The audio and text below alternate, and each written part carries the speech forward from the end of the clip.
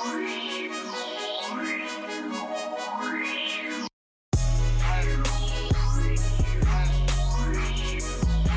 for another super exciting round of Earth Science Notes, and I'm sure you can't wait to get started, so I'm not going to hold it back anymore. Let's get going. Based on some feedback that I heard from you guys, it would help maybe if I told you what slide I was beginning and ending at. Typically, this is going to be a natural landing point, like with the fossil fuels, we landed at the end of each mini unit. But I'm going to go ahead and start doing that moving forward, and if you like that, let me know. And if there's anything else I can do to help you, let me know that too, so that way I can kind of make these even better for you. Where are we starting today? We're starting at Operation Crossroads. And Operation Crossroads is the beginning of post-World War II atomic testing for the United States military. Now, a lot of stuff is going to happen here, and it's going to give us the build-up to eventually where we want to go, which is nuclear energy. So what happens at Operation Crossroads? Well, we kind of talked a little bit about it before, and some classes kind of talked a little bit about it, but I'm going to give you the full rundown right now. So if you're not sure, everything's going to be right here. What we're going to do is start testing different types and larger types of nuclear weapons. Now, the first two tests are going to be called Shot Able and Shot Baker. And I have the videos listed on the energy sources module. So if you want to go look at it, and I don't link them here in the video, you can go check it out. One of them was detonated in the air. We call it an atmospheric test. One of them was detonated underneath the water. Why did we do this? Well, we wanted to see what would happen if the United States military was attacked by nuclear weapons, especially the United States Navy. We have a huge armada of ships. We have the largest Navy in the world. We still have the largest Navy in the world. And we want to know what's going to happen if we start getting attacked by these weapons that we've just made. Because eventually, other countries are going to get atomic weapons. So, we go through these tests, and it's not great. Now, we learn a lot of information, so learning information is good. But basically, when we detonate this and when we set this stuff off, we put these lab animals on these ships, mostly pigs and rats, if you're curious. And we go to test to see what would happen with the radiation poisoning or with the atomic fallout or anything like that, nuclear fallout. What's it like? What kind of health benefits or what kind of health, mostly detriments, can we see from any of this? Well, it turns out that we kind of got the math a little off, and that some of these ships were considered too hot to keep into service. What does hot mean? Too radioactive to keep into service. So honestly, sink them. That's the best bet that they came up with. They couldn't be reused. The material is going to stay radioactive for far too long. Just sink them in the Pacific Ocean. Now, I know what you might be thinking. Doesn't that just put radioactive material into the Pacific Ocean? Yeah. It does. Water tends to be really good at dissipating things, and we're going to talk about that when we get to Fukushima here in a little bit. But yeah, we put radiation in the ocean. It gets worse. The next test that we got to do is going to be called Castle Bravo. This is in 1954, and this is a new design. This is called the hydrogen bomb. This one's going to be much larger. We are going to test this out, and it works better than we meant for it to. We get our math off again. And part of what we're having to figure out here is getting the math and the chemistry and the physics and all that stuff behind it. We can build the bombs. Now we have to figure out kind of dial them in. We have to make them more precise. We have to make them do exactly what we want them to do. Now, this isn't a big deal, right? I mean, it's the middle of the Pacific Ocean. That's why we picked the Marshall Islands to go test that, right? No. It turns out that nearby residents of where we're testing, and some, especially this one Japanese fishing boat, is going to get covered in nuclear fallout, and people are going to get sick, and people are going to die over it. Now, that's just awful, and it's not going to be the last one that we're going to talk about. We're going to see other nuclear accidents, but let's talk about radiation poisoning real quick. Now, there's a couple of different things that you can measure it in. You can measure it in REMS or in sieverts. And here I'm going to give you REMS. And 1 to 200 REMS, you can read on the slide. You're going to get sick. You're not going to feel great. 4 to 600, 1 to 2 chance you're going to die.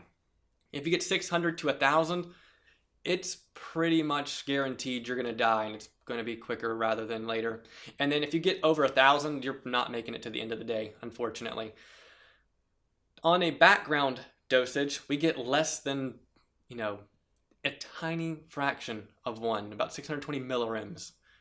Not a big deal. We get radiation every single day. There's a video I posted called The Most Radioactive Place on Earth. Watch it. It's going to tell you and explain what we get on a natural background radiation and where we can go that's more has more radiation and more ionizing radiation. That's the stuff we care about. The answer might surprise you, to give you a little clickbait. So what does that mean? Well, Eisenhower, president at the time, World War II general, basically says, I'm tired of this. I'm tired of being destructive. Let's make it positive. So we go through a few steps and we ultimately get to nuclear energy. Now, I know that I've kind of overlapped this last video into this video, but I want to make sure that I drive these points home, because this whole, the fallout, no pun intended, is what really pushes us towards getting nuclear energy to be a productive thing. So what we do is we take a nuclear reaction, typically uranium, and we have this reaction based on the nuclear properties of the fission, right?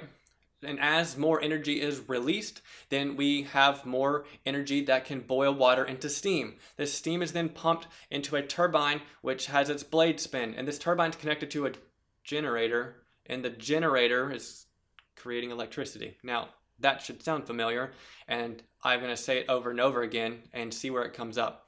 Now, we have these fuel pellets of uranium-235, and we can stack them into fuel rods. And if we need more energy, we put the rods into the reactor. If we need less energy, we take them out. But to slow them down and to speed up the reaction, we have things called control rods. You should never ever take a control rod completely out. And we're going to talk about what happens if you take a control rod completely out. Bad news. It's Chernobyl. We learned from that too. Now, luckily, that wasn't a mistake that the United States made, but ultimately, and especially if you've seen the Chernobyl special that some of you might have seen, it's not good. A lot of people are going to die unnecessarily deaths because the United States, the USSR is not going to really fulfill their safety protocols. They're not going to be, up to par on really what we should have. What is up to par? Well, a containment building is what all United States reactors are required to have. And it's meters thick of concrete that allows blast or containment of radiation that might escape should an accident or a meltdown happen. So ultimately, what gets released from these? Well, radiation? No. Uranium? No. Fossil fuel pollutants? No. The only thing that gets released from a nuclear power plant, assuming it's running correctly, and 99.9% of the time they are, is steam. So those big towers that you see with that smoke coming out of it is just steam. It's just water vapor. That's all that is released from a nuclear power plant. Now, we're going to get into some downsides of nuclear power soon enough, but to get there, we have to understand what makes it happen. Well, a downside of nuclear power could theoretically be a meltdown. And a meltdown is what happens when the core gets too hot, too much energy is released, and it's not able to be controlled, and it literally starts to melt down the reactor. Now, we have all sorts of safety protocols for this today. We have all sorts of fail-safes and all sorts of backup plans and all sorts of backup generators that if this were to happen, a big deal? No, not anymore. It used to be a bigger deal, but nowadays we have so many things in place to keep this from happening that there is no need to worry about it, blowing up in your backyard should a nuclear plant be built there. So how did we get there though? Why did we start caring so much about it? Well, Chernobyl, the big one that everyone knows. Basically, everything that they could have done wrong, they did wrong. Like every single choice that you could think to make, they picked the wrong one. So what were those wrong choices that they made? Well, first off, like I said before, they took the control rods completely out. You should not take the control rods completely out. And then, predictably, what happens? Well, if you take out the thing that's supposed to control it, it doesn't get controlled anymore. So this chain reaction starts happening uncontrollably, like a bomb. And then, so we've made two bad choices so far.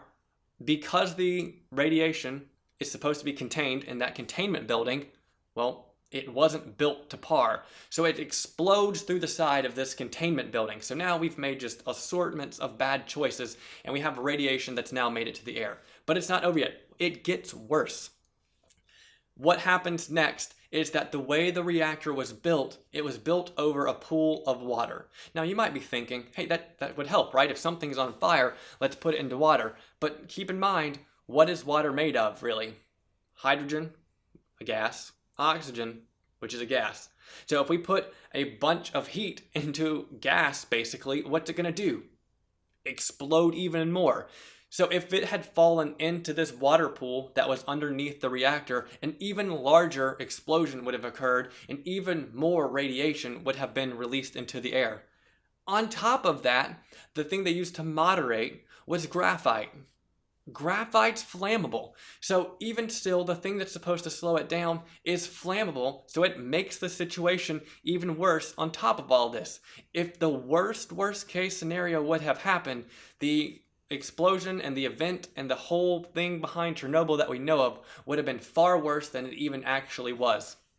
And it turns out that the Soviet Union and the people in Ukraine weren't even the ones, and let's not, badmouth people in Ukraine because it's the Soviet Union that really did this, are the ones who aren't even reporting this. It gets all the way through the air, up through Sweden, over to Ireland, before people start realizing something has happened and we need to go check it out. It's so bad that there's a place called the exclusion zone around the Chernobyl power plant that still exists today. It's about a 30-kilometer radius, or about 16-mile radius, that you cannot live in to this day. And you can't for probably another 20,000 years or so because of how much is there. Now, you can go visit it and you can go stay there for a short time and you can go take tours. Like, you can go to the plant today, you can go see it, but you're not allowed to stay for more than a couple hours because it still has so much radiation in the air that it's not considered safe. Now, I know this is a bit of a long video, but I want to make sure that all the stuff that's tied together is introduced together. And the more recent nuclear problem that we know of is Fukushima. Well, this happened in Japan during the earthquake of 2011, and we're going to talk about that specific earthquake later in the semester when we get to lithosphere. But basically, an earthquake happens and a bunch of seawater gets into the Fukushima power plant. Now, what did I say? We have all these safety things, right?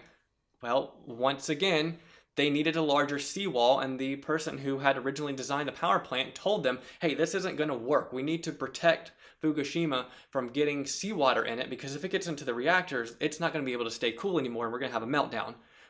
Well, that's exactly what happened. They didn't build the seawall, and they didn't listen to him, and they said it'll be fine, even though Japan is one of the most tectonically active places in the entire world, and exactly what he said was going to happen, happened. Seawater from the tsunami gets into the reactors, it can't cool down anymore, it has a meltdown, and then we have the exclusion zone around Fukushima, which people are not allowed to live in because so much radiation has happened that they literally had to up and leave their homes, and that's it.